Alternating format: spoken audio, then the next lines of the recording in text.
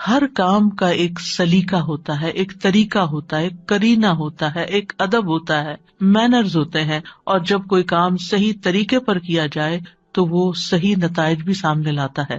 دعا کے آداب میں سے اہم ترین آداب، سب سے پہلے ہم باطنی آداب کی بات کریں گے کہ ہمارے اندر کیا ہونا چاہیے، ہماری سوچ میں کیا ہونا چاہیے۔ تو پہلی چیز ہے اخلاص اور پوری توجہ، یعنی جب بھی ہم اللہ سبحانہ تعالیٰ کی طرف رجوع کریں تو توجہ اور دھیان کے ساتھ کریں، اپنے آپ کو فوکس کریں، پوری یکسوئی کے ساتھ دعا مانگیں۔ ایسے ہی چلتے پھرتے غافل دل کے ساتھ یا سوچ کہیں اور ہے اور منہ سے کچھ اور بول رہے ہیں تو وہ ٹھیک ہے، آپ کی زبان کا ذکر تو ہو جائے گا لیکن دعا کا حق ادا نہیں ہوگا۔ قرآن مجید میں اللہ تعالیٰ فرماتے ہیں وَادْعُوهُ مُخْلِصِينَ لَهُ الدِّينَ، اور اس کے لیے دین کو، عبادت کو خالص کرتے ہوئے اس کو پکارو، یعنی جب اس سے دعا کرو تو پھر اپنے اندر اخلاص پیدا کرو۔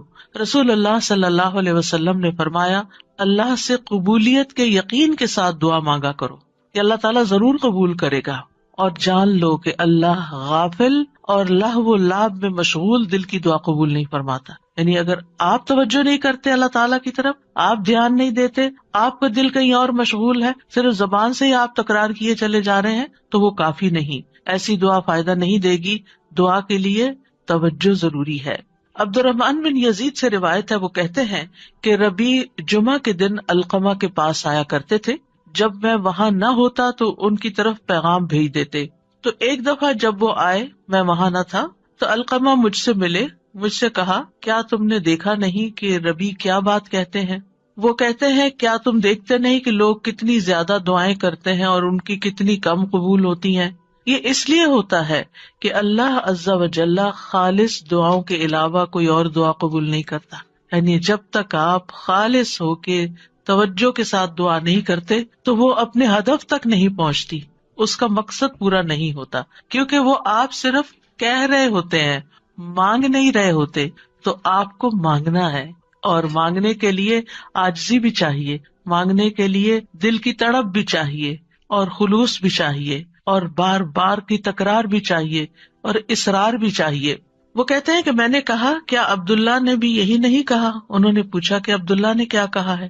انہوں نے کہا کہ عبداللہ نے بیان کیا کہ اللہ کسی لوگوں کو سنانے والے، یعنی جو شخص کسی کو سنانے کے لیے دعا کرتا ہے، ریاکار اور ہنسی مذاق سے دعا کرنے والے کی دعا قبول نہیں کرتا، صرف اس دعا کرنے والے کی دعا قبول کرتا ہے جس کے دل سے دعا نکلتی ہے، خلوص کے ساتھ دعا نکلتی ہے۔ یعنی بعض اوقات ہم دعا مانگ رہے ہوتے ہیں اور ہمارا مقصد نہیں ہوتا دعا کرنا، مقصد ہوتا بس کسی کو سنانا کہ ہم دعا کر رہے ہیں، یعنی وہ ہماری صرف ایک بات ہی ہوتی ہے، دعا نہیں ہوتی، دعائیہ انداز میں ایک بات کر رہے ہوتے ہیں۔ تو بات کرنا کچھ اور ہے اور دعا کرنا کچھ اور ہے، اور لوگوں کو سنانا یا لوگوں کو دکھانا، یا جب لوگ سن رہے ہوں تو اس وقت دعائیں کرنا اونچی اونچی آواز میں، اور جب تنہائی میں بیٹھے ہیں، اکیلے ہیں تو کوئی دعا ہی نہیں، یا بہت مختصر سی دعا ہے۔ تو باطنی آداب میں سے کیا ہے کہ جب ہم اکیلے ہوں، تنہائی میں ہوں، پھر ہم اللہ سے کیا باتیں کرتے ہیں، کتنی توجہ کے ساتھ بات کرتے ہیں۔ دوسری بات یہ ہے کہ سچے دل سے دعا کرنا۔ امام احمد بن حنبل رحمہ اللہ سے کہا گیا کہ ہمارے اور رحمان کے عرش کے درمیان کتنا فاصلہ ہے؟ سوال کیا کسی نے، یعنی کتنا فاصلہ یہاں سے عرش تک کا؟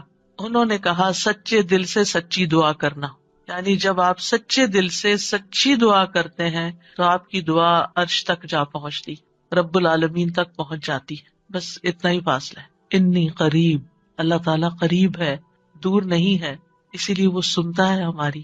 سبحان اللہ، اللہ تعالیٰ عرش پر ہوتے ہوئے ہمارے دلوں کے حال جانتے ہیں، اور ہماری چپکے چپکے کی ہوئی باتیں اور دعائیں اور آہیں اور پکار وہ سب بھی سنتے ہیں۔ پھر قبولیت کے یقین کے ساتھ دعا کرنا۔ نبی صلی اللہ علیہ وسلم نے فرمایا تم میں سے کوئی شخص اس طرح دعا نہ کرے کہ اے اللہ اگر تو چاہے تو میری بخشش کر دے، اگر تو چاہے تو مجھ پر رحم کر دے، اگر تو چاہے تو مجھے روزی دے دے۔ نہیں، بلکہ پختگی کے ساتھ سوال کرنا چاہیے، کیونکہ اللہ جو چاہتا ہے کرتا ہے، اللہ پہ کوئی جبر کرنے والا نہیں۔ تو پکی پکی دعا کریں کہ اللہ تعالیٰ یہ چاہیے، ایسا ہی چاہیے، اصرار کے ساتھ، تکرار کے ساتھ، خلوص کے ساتھ۔ اور پھر قبولیت دعا کے بارے میں پریشان نہ ہو کہ ہم نے تو خلوص بھی اور تکرار، اصرار سب کچھ کر لیا، پھر بھی ہماری دعا قبول نہیں ہوئی۔ عمر بن خطاب کہتے ہیں میں دعا کی قبولیت کے بارے میں پریشان نہیں ہوتا بلکہ میں دعا کے بارے میں پریشان ہوتا ہوں. تو جب تمہارے دل میں دعا مانگنے کا خیال ڈال دیا جاتا ہے کہ مانگو تو دعا کی قبولیت اس کے ساتھ ہی ہوتی ہے، یعنی قبولیت بھی ساتھ ہی آ جاتی ہے. تو اس لیے قبولیت ہو جائے گی اگر تم نے مانگ لیا، اپنا فرض پورا کر لیا. پھر یہ کہ خشوع و خضوع اور عاجزی کے ساتھ دعا کرنی چاہیے، یعنی دل کو حاضر کر کے اللہ سبحانہ تعالیٰ کے سامنے اپنی بندگی کا اظہار کر کے کہ میں کچھ نہیں ہوں، میں بہت کمزور انسان ہوں، میں فقیر ہوں، تو بادشاہ ہے، میرے ہاتھ میں کچھ نہیں، ہر چیز کا مالک تو ہے. جب انسان اس طرح اپنی عاجزی کو ظاہر کر کے دعا کرتا ہے تو بھی دعا قبول ہوتی ہے. ابو موسیٰ اشعری کہتے ہیں ہم ایک سفر میں رسول اللہ صلی اللہ علیہ وسلم کے ساتھ تھے. جب ہم کسی وادی میں اترتے تو لا الہ الا اللہ اور اللہ اکبر کہتے اور ہماری آواز بلند ہو جاتی تو نبی صلی اللہ علیہ وسلم نے فرمایا اے لوگو اپنی جانوں پر رحم کرو، کیونکہ تم کسی بہرے یا غائب کو نہیں پکار رہے، وہ تو تمہارے ساتھ ہی ہے، بے شک وہ سننے والا تم سے بہت قریب ہے، بے شک وہ سننے والا بہت قریب ہے. انہ سمیع قریب تبارک اسمہ وتعالی جدہ، اس کا نام برکتوں والا ہے اور اس کی عظمت بہت ہی بڑی ہے. پھر یہ کہ اپنی بے بسی اور اللہ تعالیٰ کی نعمتوں کا اقرار کرتے ہوئے دعا کرنا. ہمیں زکریا علیہ السلام کے بارے میں پتہ چلتا ہے قرآن مجید سے کہ انہوں نے کہا قال ربی انی وہن العظم منی واشتعل الرأس شیبا ولم اکن بدعائک ربی شقیا. اے رب میری ہڈیاں کمزور ہو گئی ہیں، میرا سر بڑھاپے سے بھڑک اٹھا ہے، بال سفید ہو گئے ہیں، اور اے میرے رب میں تجھ سے مانگ کر کبھی نامراد نہیں ہوا. یعنی میرے اینڈ پر کوئی چیز کام نہیں کر رہی لیکن تیرے اینڈ پہ سب کچھ کام کرتا ہے، لہذا میں ابھی بھی مایوس نہیں ہوں. دعا میں جب کچھ چیزیں جمع ہو جاتی ہیں تو پھر دعا قبولیت کا درجہ پاتی ہے، جس میں اللہ تعالیٰ کی بارگاہ میں اپنی کمزوری، اپنی محتاجگی، اپنی عاجزی کا اظہار کرنا، عاجزی اور انکساری، لاچاری اور بے بسی، پھر ساتھ ساتھ اللہ کی تعریف بھی کرنا. یعنی ایک طرف اپنی کمزوری کا ذکر کرنا، اللہ میں تو گناہ گار ہوں اور تو بخشنے والا ہے، اللہ میں تو اپنی جان پہ ظلم کرنے والا ہوں اور تو ہم پر مہربان ہے. یعنی ایک طرف اپنی کمزوری کا اظہار اور دوسری طرف اللہ کی رحمت اور اللہ تعالیٰ کی بہترین صفات کا اقرار، وہ ساتھ ساتھ چلے. پھر اس کی نعمتوں کا اقرار کہ اللہ تو نے مجھے یہ بھی نعمت دی میرے مانگے بغیر، تو نے مجھے یہ بھی عطا کر دیا میرے مانگے بغیر، تو مجھے یہ بھی عطا کر دے. یعنی پھر اپنی حاجت رکھے. یعنی اس سے دعا کے اندر ایک خوبصورتی پیدا ہو جاتی ہے.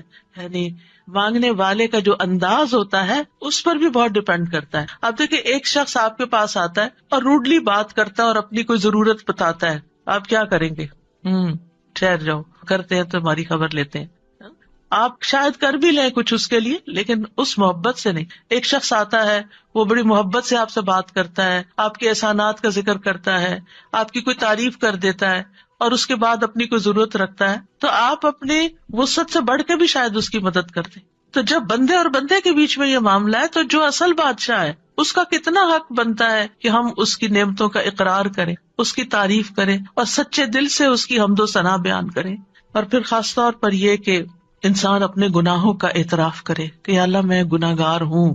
ایک تو ہوتا ہے نا جو اوپر اوپر سے ہم کہتے رہتے ہیں ہم تو بڑے گناہ گار ہیں، وہ والا گناہ گار نہیں، جو اصلی والا اپنے کسی گناہ کو یاد کر لیں یا اللہ مجھ سے یہ بھی زیادتی ہوئی ہے، میرے منہ سے یہ لفظ نکل گئے تھے، فلاں شخص کو میں نے ہرٹ کر دیا تھا، یا اللہ میری نماز لیٹ ہو گئی تھی، مجھے قرآن بھی صحیح نہیں پڑھنا آتا، میں نے پتہ نہیں اور کون سی غلطیاں کی ہیں جو مجھ سے زیادہ تو جانتا ہے، میں تو کر کے بھی بھول چکی ہوں لیکن تو معاف کرنے والا ہے. حضرت سلیمان علیہ السلام نے کیا کیا تھا؟ رب اغفر لی وہب لی ملکا لا ينبغی لأحد من بعدی، اے میرے رب مجھے بخش دے. پہلے اپنی بخشش مانگی، گناہوں کا اعتراف کیا اور پھر اس کے بعد مجھے ایسی بادشاہت عطا کر جو میرے بعد کسی اور کے لیے نہ ہو. تو یہ اقرار بڑا ضروری ہے. فاعترفت بذنبی، اللہ میں اپنے گناہوں کا اعتراف کرتا ہوں. اور پھر آپ دیکھیے گڑ گڑا کے دعا مانگنی چاہیے، تضرعا وخفیہ. سورۃ الاعراف میں آتا ہے ادعوا ربکم تضرعا وخفیہ انہ لا يحب المعتدین. اپنے رب کو گڑ گڑا کے اور خفیہ خفیہ چپ کے پکارو، بے شک وہ حد سے بڑھنے والوں سے محبت نہیں کرتا. یعنی حد سے بڑھنا کیا ہے کہ بہت چیخ چلا کے دعا کرنا، یا پھر یہ کہ انسان وہ چیزیں مانگنے لگے کہ جو اس کو زیب نہیں دیتی، تضرع جو ہوتا ہے اس میں رونا بھی شامل ہوتا ہے، اپنی عاجزی اور انکساری کا اظہار بھی ہوتا ہے، اور اصرار بھی ہوتا ہے. تضرع گڑ گڑانے کے معنوں میں یہ ساری چیزیں شامل ہیں. یعنی انسان اس طرح اپنے آپ کو اپنے رب کے سامنے بے بس پیش کرے اور اس کے الفاظ ایسے ہوں کہ اس کے اندر سے دل کی ساری خرابیاں نکل جائیں. یعنی آئی ایم نتھنگ، اے اللہ میں کچھ نہیں ہوں. اینڈ یو مین اٹ، کہ واقعی انسان سمجھے کہ میں بہت کمزور ہوں، غلطیوں کا پتلا ہوں، لیکن پھر بھی میں تیرے در پہ آیا ہوں. تو بادشاہ ہے، تو مجھے خالی ہاتھ نہیں لوٹائے گا، میری تجھ سے ہی امیدیں ہیں ساری. آپ دیکھیے نبی صلی اللہ علیہ وسلم سے بڑھ کر کون عبادت گزار تھا؟ سب سے زیادہ عبادت تو نبی صلی اللہ علیہ وسلم نے کی، لیکن بدر کے دن ان کا اللہ تعالیٰ کے آگے رونا اور گڑ گڑانا اور پھر اپنے ہاتھوں کو اٹھا اٹھا کے دعا کرنا وہ ہم سب جانتے ہیں. صحیح مسلم میں آتا ہے غزوہ بدر کے موقع پر اللہ کے نبی صلی اللہ علیہ وسلم قبلہ رخ ہوئے، پھر دعا کے لیے اپنے ہاتھوں کو اٹھایا اور اپنے رب سے گڑ گڑا کے دعا مانگنا شروع کی. اللہم انجز لی ما وعدتنی، اللہم آتی ما وعدتنی، اللہم ان تہلک ہذہ العصابۃ من اہل الاسلام لا تعبد فی الارض. اے اللہ میرے لیے اپنے کیے ہوئے وعدے کو پورا فرما، اے اللہ اپنے وعدے کے مطابق معاملہ فرما. اے اللہ اگر اہل اسلام کی یہ جماعت ہلاک ہو گئی تو زمین پر تیری عبادت نہ کی جائے گی. اور یہ صرف ایک دفعہ جملہ نہیں انہوں نے بولا، بار بار یہی کہتے تھے اللہ اپنے وعدوں کو پورا کر دے، اللہ اپنے وعدے پورے کر دے. آپ صلی اللہ علیہ وسلم برابر اپنے رب سے اپنے ہاتھ دراز کیے ہوئے، ہاتھ اٹھا کے قبلے کی طرف منہ کر کے دعا مانگتے رہے، یہاں تک کہ آپ کی چادر آپ کے شانے سے گر پڑی. یعنی کندھے پہ جو چادر اڑی تھی وہ نیچے گر گئی، یعنی اتنا ہاتھ اٹھایا کہ وہ چادر بھی گر گئی. بس ابو بکر رضی اللہ عنہ آپ کی طرف آئے، آپ کی چادر کو اٹھایا، اسے آپ کے کندھے پہ ڈالا، پھر آپ کے پیچھے سے آپ کو لپٹ گئے اور عرض کیا اللہ کے نبی آپ کی اپنے رب سے دعا کافی ہو چکی، ان قریب وہ آپ سے کیے ہوئے اپنے وعدے کو پورا فرمائے گا. اگر ہم سے کسی نے وعدہ کیا ہو کہ میں تمہارا یہ کام کر دوں گا، اگر ہم سے اللہ نے وعدہ کیا ہو کوئی کہ یہ ہو جائے گا، تو پھر اس کے بعد ہماری دعائیں کتنی ہوگی؟ ہم تو دعا ہی نہیں کریں گے، ہم کہیں گے وہ تو آلریڈی کانٹریکٹ ہو چکا ہے، وعدہ ہو چکا ہے، اب تو ہو ہی جائے گا نا، بس ہو ہی جائے گا، اب کیا فکر، اب ٹکٹ لے لی ہے، ویزا لگ گیا ہے، اب تو عمرے پہ جانا پکا ہو گیا، ہو ہی جائے گا. نہیں، یہ ٹکٹ اور ویزا نہیں لے کے جاتا آپ کو، یہ اللہ کا اذن، اللہ کی طرف سے رحمت، اللہ کی طرف سے عنایت آپ کو لے کے جاتی ہے. اور جب تک آپ اس کے گھر تک پہنچ نہیں جاتے مسلسل دعا کرتے رہیں، مانگ مانگ کے اللہ سے نیکیوں کے موقع لیتے رہیں.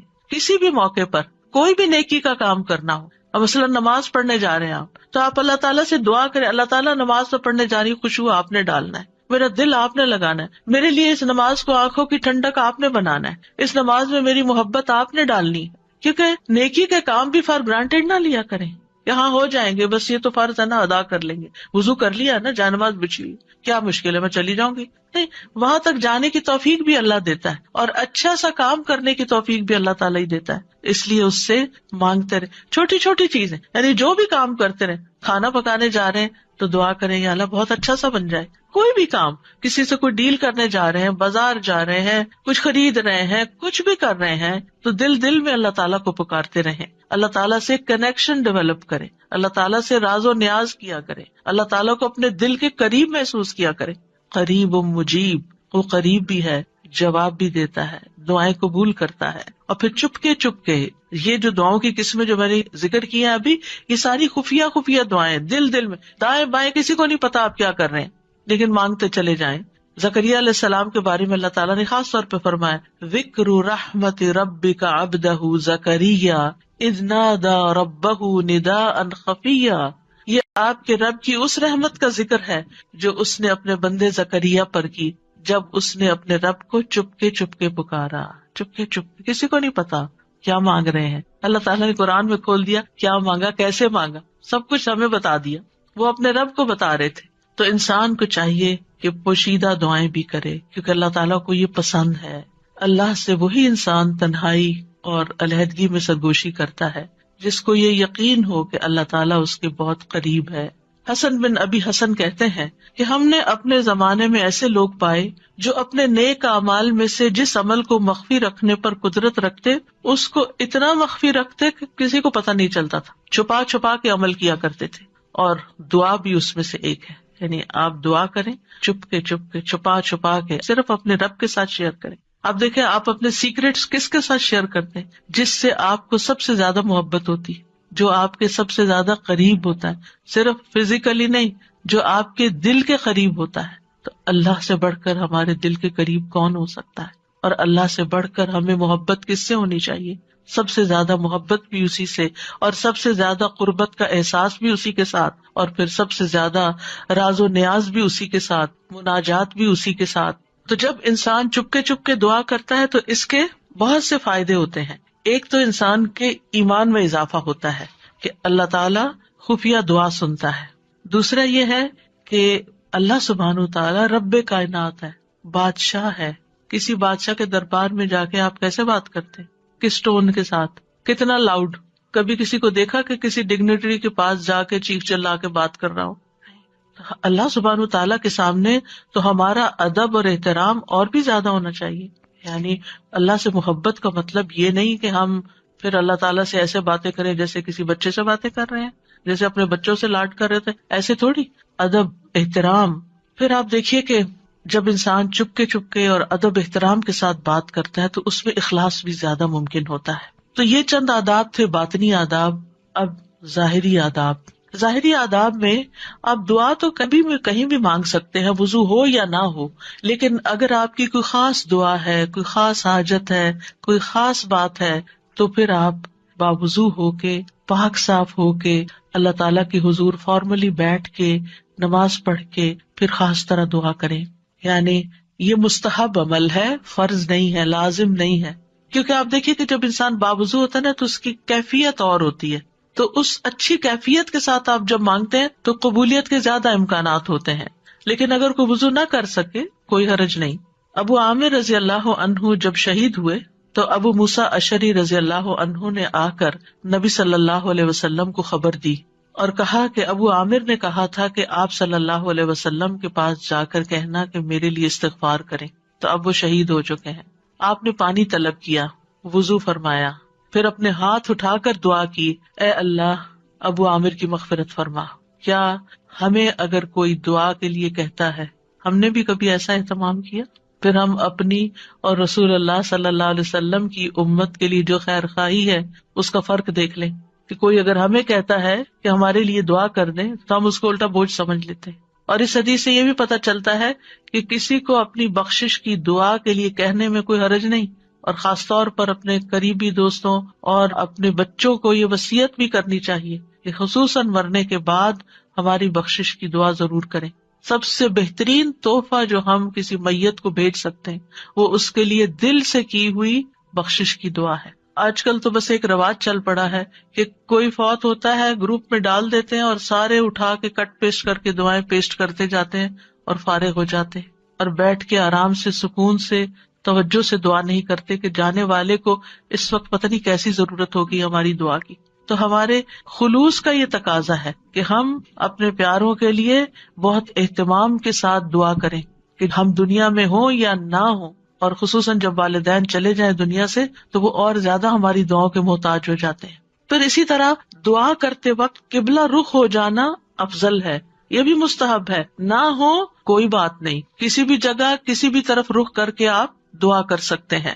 نبی صلی اللہ علیہ وسلم نے ایک جمعہ کے دن بارش کی دعا مانگی تھی.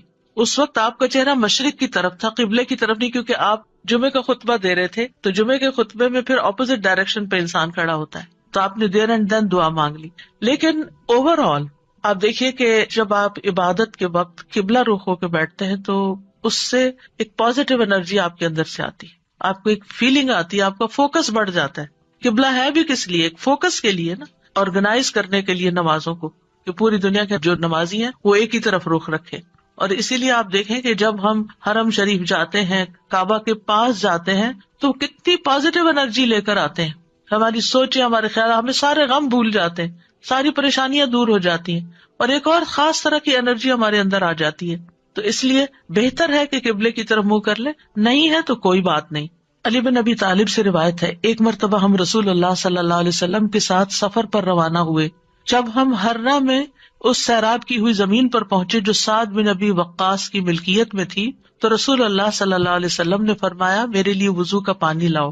جب نبی صلی اللہ علیہ وسلم وضو کر چکے تو قبلہ رخ ہو کر کھڑے ہو گئے، اللہ اکبر کہہ کے فرمایا، اے اللہ، ابراہیم جو تیرے بندے اور تیرے خلیل تھے، انہوں نے اہل مکہ کے لیے برکت کی دعا کی تھی، اور میں محمد تیرا بندہ اور تیرا رسول ہوں صلی اللہ علیہ وسلم، میں تجھ سے اہل مدینہ کے حق میں دعا مانگتا ہوں کہ اہل مدینہ کے مد اور سا میں اہل مکہ کی نسبت دگنی برکت عطا فرما دے۔ مد اور سا پیمانے ہیں جن سے ناپ کے تول کی چیزیں دی جاتی تھی، اسکیلز ہیں۔ تو کس طرح نبی صلی اللہ علیہ وسلم نے اہتمام کے ساتھ دعا مانگی، اور ابراہیم علیہ السلام کی پریکٹس کو سامنے رکھتے ہوئے، اس کا ایک طرح سے واسطہ دیتے ہوئے کہ آپ نے ان کی دعا بھی سنی تھی، مدینہ والوں کے لیے میری دعا سنیں، اور آپ اس برکت کو محسوس کرتے ہیں جب آپ وہاں جاتے ہیں۔ یہاں اس حدیث سے کیا پتہ چلتا ہے کہ آپ نے دعا کے لیے وضو بھی کیا اور دعا کے لیے قبلہ رخ بھی ہوئے، یعنی دونوں کام کی توجہ اور فوکس، اور ایک ادب کے تقاضے کے تحت۔ ضروری نہیں کہ ہر وقت کیا جائے، لیکن کیونکہ اس وقت آپ نے نماز نہیں پڑھائی کوئی، خالی دعا کے لیے آپ نے یہ اہتمام کیا۔ پھر اسی طرح یہ کہ ہاتھ پھیلا کے، ہاتھ اٹھا کے دعا کرنی چاہیے۔ رسول اللہ صلی اللہ علیہ وسلم نے فرمایا، بے شک تمہارا رب تبارک و تعالی بڑی شرم والا اور بڑے کرم والا ہے، اس کو اس بات سے شرم آتی ہے کہ اس کا کوئی بندہ اس کے آگے ہاتھ پھیلائے اور وہ ان کو خالی لوٹا دے، یعنی آپ ہاتھ کرتے ہیں آگے تو خالی نہیں لوٹاتا، وہ آپ کو عطا کرتا ہے۔ اچھا، بعض لوگ تو کیا کرتے ہیں، ایسے مٹھیاں بند کر کے ایک مٹھی کے نیچے دوسرا ہاتھ، اتفاق سے نظر پڑ جاتی ہے، کچھ لوگ نماز کے بعد ایسے بیٹھے ہوتے ہیں اور دعا کر رہے ہوتے ہیں، کچھ لوگ تو یہ ہے کہ ہاتھ سے اٹھاتے ہیں تو بس اس طرح ڈھیلے ڈھالے سے چھوڑ دیتے ہیں۔ تو کم از کم اتنے تو اٹھائیں کہ آپ کی بازو کو محسوس ہو کہ آپ کے ہاتھ اٹھے ہوئے ہیں، اور اوپر تو آپ جتنا چاہیں پھر لے جائیں۔ پھر اسی طرح ایک اور روایت میں ہے، رسول اللہ صلی اللہ علیہ وسلم نے فرمایا، جب تم اللہ سے سوال کرو تو اپنے ہاتھوں کی ہتھیلیوں کے ساتھ مانگا کرو، ہاتھ پھیلایا کرو، ہاتھوں کی پشت سے نہیں مانگو، الٹے ہاتھ سے نہیں دعا کرنی کہ آپ کے ہاتھ نیچے کی طرف ہو، یعنی ہتھیلی اندر ہو، جیسے کوئی چیز کسی سے مانگتے ہیں یہ لیتے ہیں، ایسے لینے والے انداز میں۔ پھر اسی طرح حمد و ثنا اور درود پڑھ کر دعا کرنی چاہیے۔ دعا مانگنے سے پہلے اللہ تعالیٰ کی خوب حمد و ثنا، تعریف، اور اللہ تعالیٰ کی تسبیح اور اللہ تعالیٰ کی بڑائی بیان کرنی چاہیے، اور اللہ تعالیٰ کے اچھے اچھے ناموں کا واسطہ دے کر اللہ سے دعا کرنی چاہیے۔ پھر نبی صلی اللہ علیہ وسلم پر درود بھیج کر اللہ تعالیٰ سے سوال کرنا چاہیے۔ ابن مسعود کہتے ہیں، جب کوئی آدمی اللہ سے سوال کرنے کا ارادہ کرے تو پہلے وہ اللہ کی ایسی حمد و ثنا بیان کرے جو اس کے لائق ہے، پھر نبی صلی اللہ علیہ وسلم پر درود بھیجے، اس کے بعد دعا کرے۔ اس طرح ممکن ہے کہ وہ کامیاب ہو جائے، یعنی اپنی مطلوبہ چیز پا لے۔ پھر اسی طرح یہ ہے کہ جامع دعائیں کرنی چاہیے، کمپریہنسو۔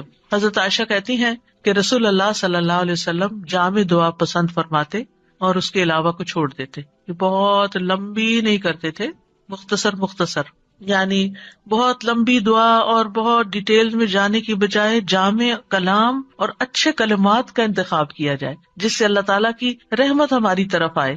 اچھے الفاظ کا جو چناؤ ہے، اس کے بارے میں خطابی کہتے ہیں کہ انسان کو چاہیے کہ اپنی دعا کے لیے اور اپنے رب کی تعریف کے لیے اچھے الفاظ اور عمدہ کلمات کا انتخاب کرے، اور ان کلمات کا انتخاب کرے جن کے اندر یعنی تھوڑے لفظوں میں میننگ زیادہ ہو۔ جامع کا مطلب یہی ہوتا ہے، کیونکہ یہ بندے کی مناجات ہے، یعنی بندے کی سرگوشیاں ہیں اس ہستی کے لیے جو سب سرداروں کا سردار ہے، کوئی اس جیسا نہیں، کوئی اس کے مشابہ نہیں۔ اب دیکھیے کہ جب آپ کسی ایسے شخص کو کچھ نوٹ بھیجتے ہیں، چاہے وائس نوٹ ہو چاہے لکھ کر بھیجیں، جس کا آپ احترام کرتے ہوں، جس کو کوئی اہمیت دیتے ہوں، تو آپ کس طرح بات کرتے ہیں، کون سے الفاظ استعمال کرتے ہیں؟ سب سے اچھے الفاظ استعمال کرتے ہیں، خوبصورت انداز میں بات کرتے ہیں، اور اگر آپ کو اپنی بات پسند نہ آئے تو آپ کیا کرتے ہیں؟ میسج ڈیلیٹ کرتے، تو یہ ٹھیک نہیں ہے، دوبارہ کرتے ہیں، اور ایسے انداز میں بات کرتے ہیں کہ دوسرے کو سمجھ آ جائے۔ تو اللہ سبحانہ تعالیٰ سے ہم اس طرح بات کریں کہ جو خوبصورت الفاظ پر مبنی ہو، الفاظ کا چناؤ بھی اچھا ہو، لیکن اس چناؤ میں تصنع نہیں ہو، آرٹیفیشلٹی نہیں ہو، تکلف نہیں ہو، یہ پسند نہیں کیا گیا۔ ابن عباس کہتے ہیں کہ دعا میں قافیہ بندی سے پرہیز کرنا، یعنی پوئٹری نہیں بنا لیں دعا کو، کیونکہ میں نے رسول اللہ صلی اللہ علیہ وسلم اور آپ کے صحابہ کو پایا کہ وہ ہمیشہ اس سے اجتناب کرتے تھے۔ پھر اسی طرح دعا میں مبالغے سے پرہیز کرنا چاہیے۔ رسول اللہ صلی اللہ علیہ وسلم نے فرمایا ان قریب اس امت میں ایسے لوگ آئیں گے جو طہارت اور دعا میں مبالغہ کریں گے. طہارت میں مبالغہ کیا ہے کہ اب جیسے وضو کرنا ہے نا تو اس کے لیے اتنا پانی گرانا اور دھوتے چلے جانا اور بار بار دھونا کہ ابھی صاف نہیں ہوئے, ابھی میرا خیال ہے ہم پاک نہیں ہوئے. نہیں, اس میں انسان کو اعتدال اختیار کرنا چاہیے. نبی صلی اللہ علیہ وسلم تھوڑے سے پانی سے پورا وضو کر لیا کرتے تھے. اور اسی طرح دعا میں مبالغہ آرائی جو ہے وہ بھی پسندیدہ نہیں ہے. پھر اپنے گناہوں کا اعتراف کر کے توبہ استغفار کر کے دعا کرے. نبی صلی اللہ علیہ وسلم نے فرمایا ایک بندے نے گناہ کیا اور کہا اے میرے رب میں نے گناہ کیا تو مجھے بخش دے. اس کے رب نے فرمایا کیا میرا بندہ جانتا ہے کہ اس کا کوئی رب ہے اور گناہ کی وجہ سے سزا بھی دیتا ہے؟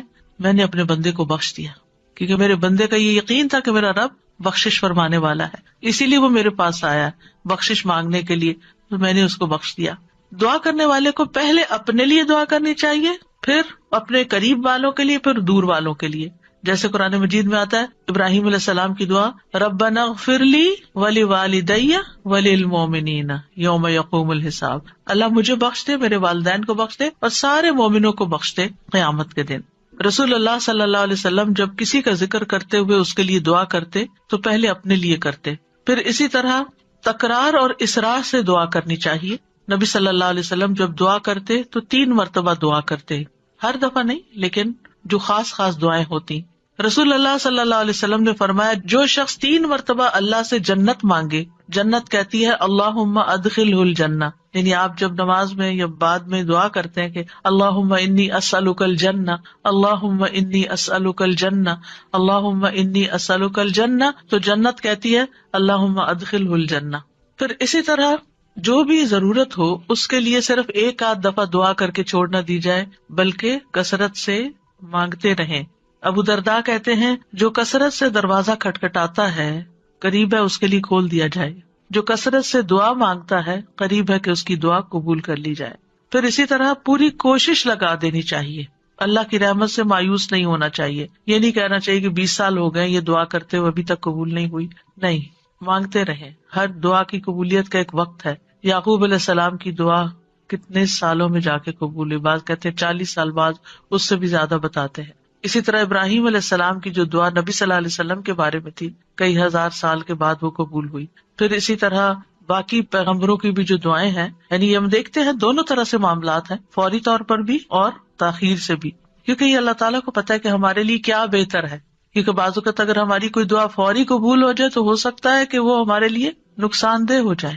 پھر حلال روزی کا اہتمام کرنا. نبی صلی اللہ علیہ وسلم نے ایک شخص کا ذکر کیا جو طویل سفر کرتا ہے, پریشان ہے اور اس کے بال خاک آلود ہو رہے ہیں. وہ اپنے ہاتھ آسمان کی طرف پھیلا کر کہتا ہے اے رب اے رب, حالانکہ اس کا کھانا حرام, اس کا پینا حرام, اس کا پہننا سب حرام چیزوں سے ہے, اسے حرام ہی سے خوراک دی گئی, پھر اس کی دعا کیسے قبول ہو؟ اس کا یہ مطلب نہیں کہ اگر انسان سے اتنے گناہ ہو چکے ہیں یا وہ حرام کام کرتا رہا ہے تو اب دعا ہی نہ کرے, نہیں, پھر بھی دعا کرے اور اس غلطی کا اعتراف کر کے پھر اللہ سے مانگے تو انشاءاللہ اس کی دعا بھی قبول ہوگی. پھر اسی طرح جب انسان خوشحالی کی حالت میں ہو, آسودگی ہو, سب کچھ ہے, پھر بھی دعائیں مانگے کہ اللہ ان نعمتوں کو برقرار رکھنا, اور خاص طور پر آخرت کی مانگتا رہے. رسول اللہ صلی اللہ علیہ وسلم نے فرمایا جو شخص چاہتا ہو کہ اللہ خوشی اور غم کے وقت اس کی دعا قبول کر لے تو اسے چاہیے کہ وہ خوشحالی اور آسودگی میں بکثرت دعا کرے. پھر یہ ہے کہ بد دعا نہ کی جائے, نہ اپنے لیے نہ اپنے اہل و عیال کے لیے. وہ آتا ہے نا کہ وَيَدْعُ الْإِنسَانُ بِالشَّرِّ دُعَاءَهُ بِالْخَيْرِ وَكَانَ الْإِنسَانُ عَجُولًا, اور انسان برائی کی اسی طرح دعا کرتا ہے جیسے وہ بھلائی کی دعا کرتا ہے, یعنی بد دعا کر لیتا ہے اپنے لیے, اور انسان بہت جلد باز ہے. رسول اللہ صلی اللہ علیہ وسلم نے فرمایا اپنے اوپر بد دعا نہ کرو, نہ اپنی اولاد پر بد دعا کرو, نہ اپنے خادموں پر بد دعا کرو, نہ اپنے مال پر بد دعا کرو. کہیں ایسا نہ ہو کہ قبولیت کی گھڑی ہو جس میں اللہ تعالیٰ سے کچھ مانگا جائے اور وہ قبول کر لے, کیونکہ بعض اوقات انسان غصے میں آ کے, بعض اوقات ہرٹ ہو کے زبان سے کوئی ایسے الفاظ نکال دیتا ہے, جیسے بچوں کے بارے میں بعض اوقات غصہ آتا ہے انسان کو تو پھر بہت شدید بعض اوقات وہ پریشان کرتے ہیں. تو ایسی صورت میں زبان پہ آتے آتے بعض اوقات کچھ لفظ رک جاتے ہیں, تو اس میں ان کی ہدایت کی دعا مانگنی چاہیے. ایک بات یاد رکھیے کہ جب انسان اپنے پورے جذبات میں ہوتا ہے نا, چاہے وہ غصہ ہو, غم ہو, خوشی ہو, ایکسائٹمنٹ ہو, کچھ بھی ہو, اس وقت انسان بڑے دل سے دعا کرتا ہے. ان گھڑیوں کو کیش کریں, کہ عام طور پر تو ہم ڈھیلے ڈھیلے ٹھنڈے ٹھنڈے دعائیں مانگ رہے ہوتے ہیں نا، کوشش کر کر کے فوکس کر رہے ہوتے ہیں. لیکن جس وقت ہم سخت پریشان ہوتے ہیں یا سخت ضرورت پڑ جاتی ہے، کچھ کھو جاتا ہے، کچھ ہو جاتا ہے ایسا کہ جو ہمارے اوپر بہت گراں گزرتا ہے، تو ہم ہل جاتے ہیں. وہ جو ہلنا ہے نا، اس وقت آپ اپنے رب کو بہت شدت سے پکاریں، تو وہ شدت جو ہے وہ انشاءاللہ فائدہ دے گی. یعنی اپنے آپ کو ڈائیورٹ کر لیں، بجائے غصہ لوگوں پہ نکالنے کے اور غلط باتیں کرنے کے کہ جو پلٹ کے اپنے اوپر ہی آئے. کیونکہ اگر آپ کسی کو بھی بد دعا دیتے ہیں اور وہ اس کا اہل نہیں، وہ واپس آپ پر ہی آ جائے گی. تو اس لیے بہت احتیاط کی ضرورت ہے. تو چینلائز کر لیں اپنے غصے کو، چینلائز کر لیں اپنے غم کو، چینلائز کر لیں اپنی انتہائی ایکسائٹمنٹ کو. اس طرح پھر انسان کے اندر سے دعا نکلتی ہے، آنسو بھی آ جاتے ہیں اور انسان اللہ تعالیٰ کو اپنے قریب محسوس کرتا ہے. پھر اسی طرح گناہ یا قطع رحمی کی دعا نہیں کرنی چاہیے. یعنی گناہ تو یہ ہے کہ انسان کسی غلط کام کا سودا کر رہا ہے اور اس کے لیے دعا کرے اور آپ سے بھی کہے کہ آپ دعا کریں، حالانکہ وہ غلط کام کرنے چاہ رہا ہے، تو اس کے لیے دعا نہیں کرنی چاہیے. دوسرا یہ ہے کہ قطع رحمی نہ ہو.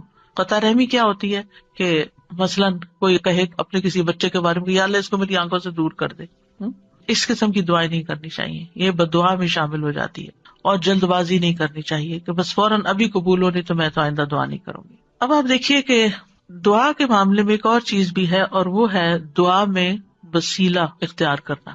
تو دعا میں کچھ وسیلے جائز ہیں، کچھ جائز نہیں. جائز وسیلے کیا ہیں؟ نمبر 1، اسماء حسنی کو وسیلہ بنا کے دعا کرنا.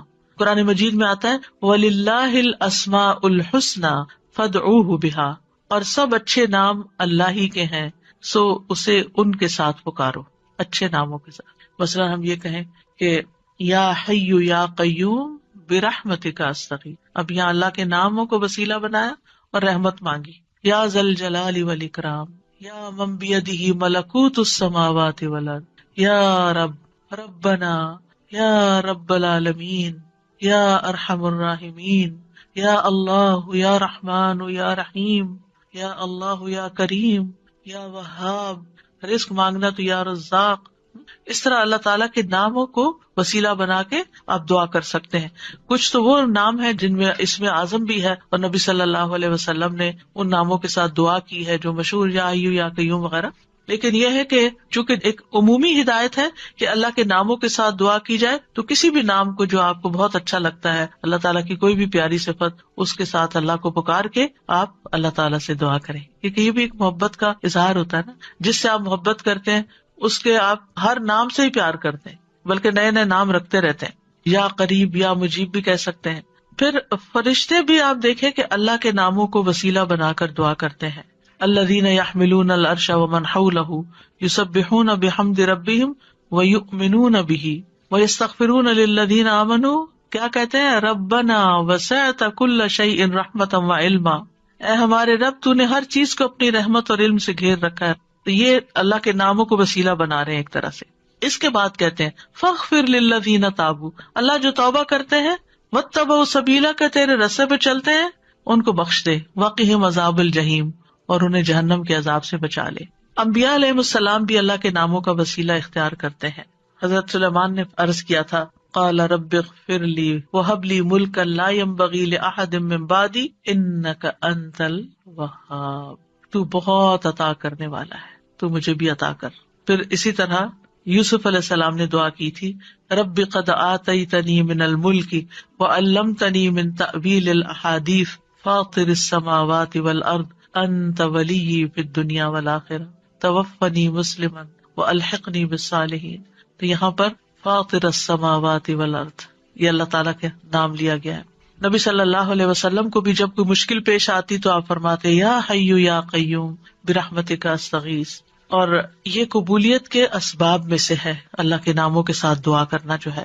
رسول اللہ صلی اللہ علیہ وسلم مسجد میں داخل ہوئے تو دیکھا گیا کہ ایک شخص نے اپنی نماز پوری کر لی اور تشہد میں بیٹھا ہے اور کہہ رہا ہے اللہم انی اسألک یا اللہ الاحد الصمد الذی لم یلد ولم یولد ولم یکن لہ کفوا احد ان تغفر لی ذنوبی انک انت الغفور الرحیم.